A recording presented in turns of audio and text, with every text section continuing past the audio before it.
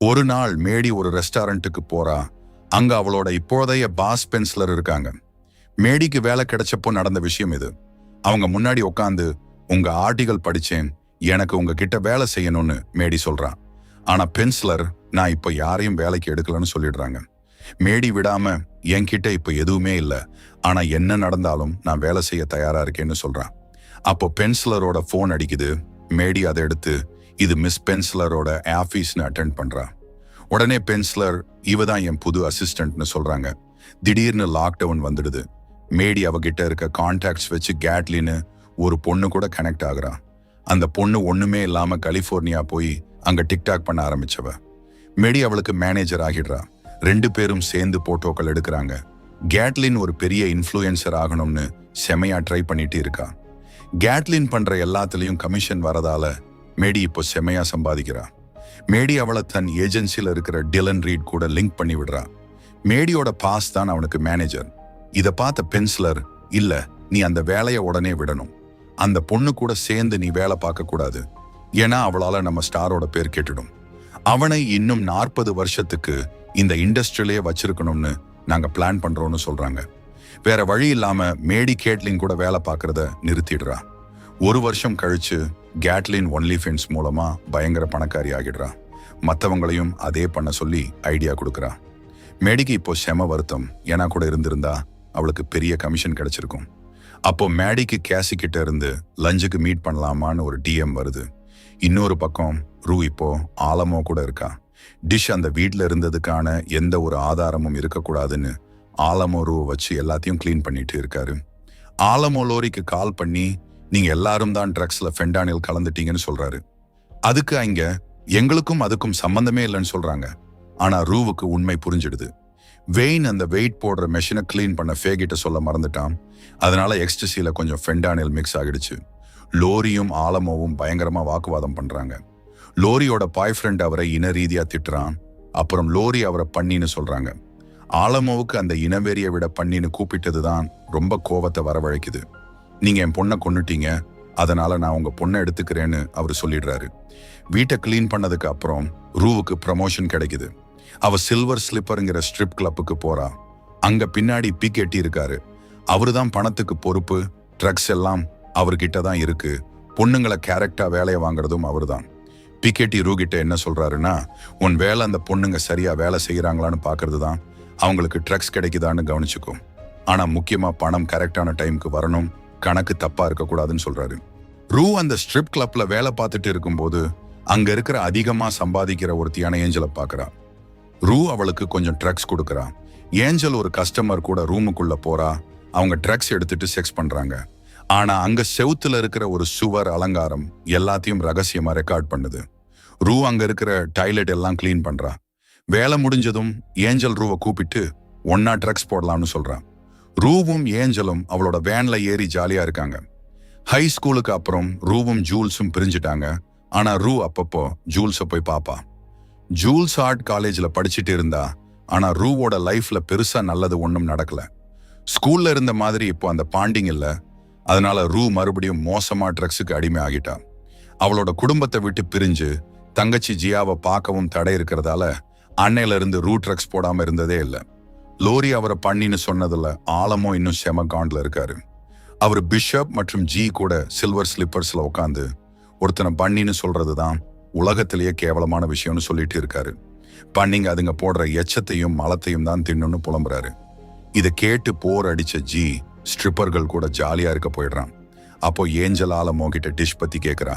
ஏன்னா அவளை யாருமே பார்க்கல, போனும் எடுக்கல. அப்போதான் ரூவுக்கு புரியுது ஏஞ்சலும் டிஷ்ஷும் பெஸ்ட் ஃப்ரெண்ட்ஸ்னு. ரூவுக்கு வருத்தமா இருக்கு. ஆனா அதே சமயம் பிக்கெட்டி பணத்தை சேஃப்ல வைக்கிறத அவன் நோட் பண்றான்.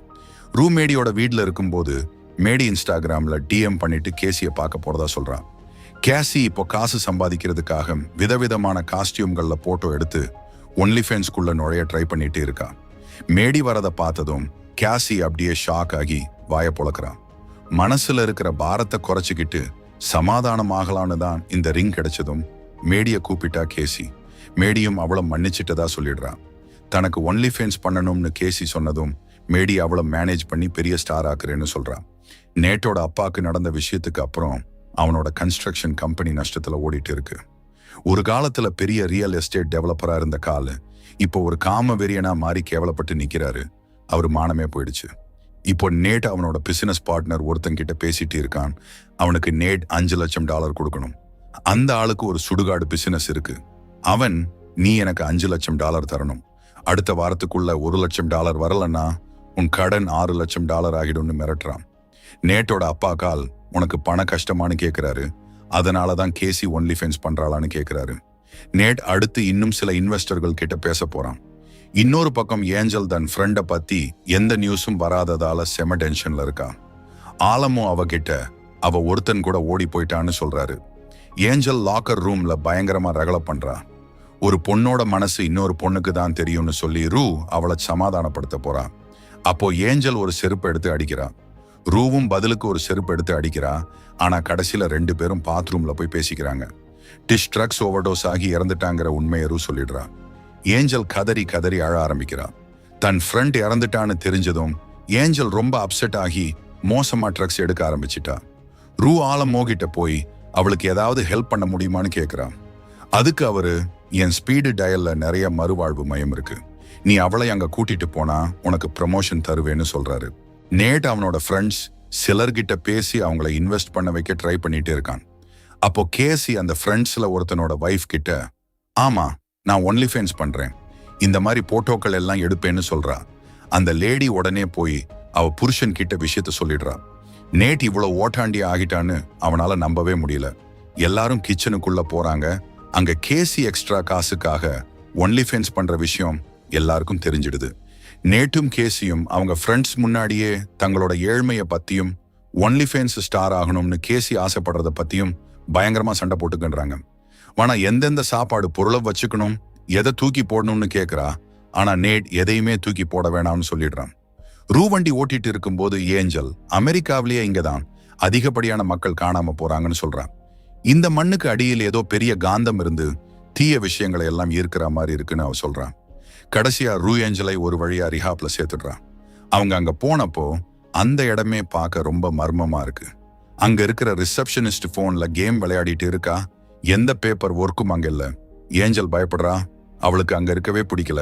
ஆனா எல்லாம் சரியாயிடும், நான் வந்து உன்னை கூட்டிட்டு போறேன்னு சொல்லி ரூ அவளை சமாதானப்படுத்துறா.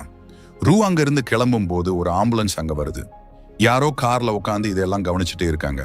பேஸ்மெண்ட் ரூம்ல வெயினும் ஃபேவும் செக்ஸ் பண்ணிட்டு இருக்காங்க. திடீர்னு ஒரு சத்தம் கேக்குது. உடனே வெயின் அவனோட ஷார்ட் கன் எடுக்கிறான். ஃபே அது என்ன டைனோசரான்னு கேட்கிறான். அவங்க மேல போய் பார்த்தா அங்க ஒரு பெரிய பன்றி இருக்கு. அந்த பன்றி வீடு முழுக்க ஓடிட்டு இருக்கு. அவங்களால அதை கண்ட்ரோலே பண்ண முடியல. அப்போ லோரி ஒரு கொடியை பாக்குறாங்க. அதுல ஆலமோ ஞாபகம் வச்சுக்கோன்னு எழுதியிருக்கு. ரூ சிட்டியில ஜூல்ஸை பார்க்க போறா. லிஃப்ட்ல 2 பேரும் ஒருத்தர் சைடு அடிச்சுக்கிட்டு சிரிச்சுக்கிறாங்க. ஜூல்ஸ் ரூ கிட்ட, நீ இப்போ ட்ரக்ஸ் போடுறது இல்லையேன்னு கேட்கிறா. அதுக்கு ரூ, நான் சரக்கு அடிப்பேன், அப்பப்போ கஞ்சா அடிப்பேன், ஆனா என் வாழ்க்கையை கெடுக்கிற எதையும் இப்போ தொடறது இல்லைன்னு சொல்றான். ஜூல்ஸுக்கு இப்போ ஒரு பாய் ஃப்ரெண்ட் இருக்கான். ஆனா அவன் இப்போ வீட்டுல அவன் குடும்பம் கூட இருக்கான். அப்புறம் ஜூல்ஸ் குளிக்க போறப்போ ரூவையும் கூட கூப்பிடுறான்.